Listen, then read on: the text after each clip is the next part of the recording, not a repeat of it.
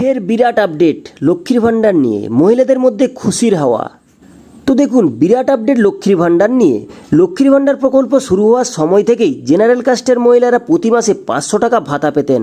অপরদিকে তফসিল জাতি এবং তফসিল উপজাতি সম্প্রদায়ের মহিলারা প্রতি মাসে 1000 টাকা করে ভাতা পেতেন। কিন্তু এই বছর লোকসভা নির্বাচনের পূর্বেই রাজ্য সরকার লক্ষ্মীর ভাণ্ডার প্রকল্পের অনুদান বৃদ্ধি করেছে। অনুদান বৃদ্ধি হওয়ার পর লক্ষ্মীর ভাণ্ডার প্রকল্পের জেনারেল কাস্টের মহিলারা প্রতি মাসে 1000 টাকা ভাতা পান। অন্যদিকে তফসিল জাতি এবং তফসিল উপজাতি সম্প্রদায়ের মহিলারা প্রতি মাসে 1200 টাকা ভাতা পান। অনেক মহিলাই লক্ষ্মীর ভাণ্ডার প্রকল্পের টাকা পাওয়ার জন্য মুখ চেয়ে বসে থাকেন, কিন্তু জুলাই মাসের ভাতা উপভোক্তারা ইতিমধ্যেই পেয়ে গেলেও আগস্ট মাসের টাকা কবে পাবেন জানেন কি? না জানা থাকলে জেনে নিন আজকের এই ভিডিওতে।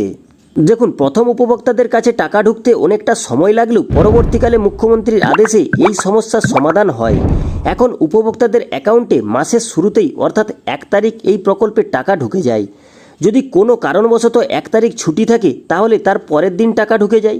আগস্ট মাসের 1 তারিখ বৃহস্পতিবার হওয়ার জন্য এবং এদিনে কোনো ছুটির দিন না থাকার জন্য আগস্ট মাসের 1 তারিখেই উপভোক্তাদের অ্যাকাউন্টে টাকা ঢুকে যাবে।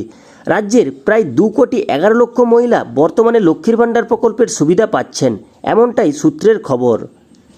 এই বছর লোকসভা নির্বাচনের পূর্বে 1 এপ্রিল থেকে লক্ষ্মীর ভাণ্ডার প্রকল্পের ভাতার পরিমাণ বৃদ্ধি করা হয়েছে। লোকসভা নির্বাচনে সাফল্যের পর আবারও নাকি লক্ষ্মীর ভাণ্ডার প্রকল্পের ভাতার পরিমাণ বৃদ্ধি করা হতে পারে, এমনটাই শোনা যাচ্ছে।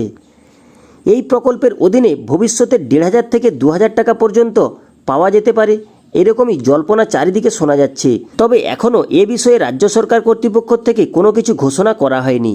তো গ্যাস, এই ছিল আজকের ভিডিও লক্ষ্মীর ভাণ্ডার সংক্রান্ত বেশ কিছু গুরুত্বপূর্ণ আপডেট। তো গ্যাস, ভিডিওটি যদি ভালো লেগে থাকে ছোট্ট একটি লাইক করে দেবেন। আর গ্যাস, এরকমই নিত্য নতুন গুরুত্বপূর্ণ ভিডিওর নোটিফিকেশন সবার আগে পাওয়ার জন্য চ্যানেলটি সাবস্ক্রাইব করে পাশে থাকা বেল আইকনটি বাজিয়ে রাখবেন।